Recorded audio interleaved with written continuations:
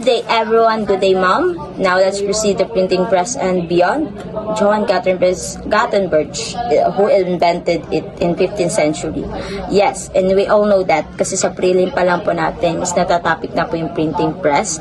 So parang nagre-refresh lang po tayo. And in short ko lang po ito kasi we all know na may mga knowledge naman po tayo about printing press. So ayun, yung sa beyond po niya is doon po yun siya sa ating handouts, sa books po, andun po. So, ngayon, papaiklin ko lang po yung aking report sa printing press. Ayan, so bakit nga po ito mahalaga ng 15th century sa kanila? It is because parang ito na po yung naging way po na mas mapapadali po yung kanilang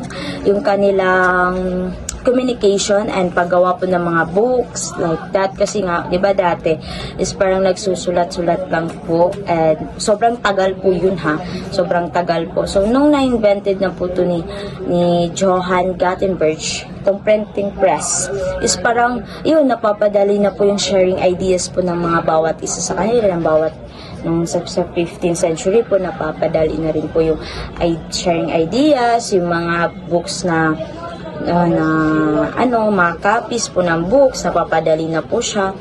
So, and now kung tatanungin niyo po kung nag-exist pong printing press, yes, of course nag-exist pa rin ng printing press, but meron na po siyang ibang name in this generation is digital press na po siya ngayon.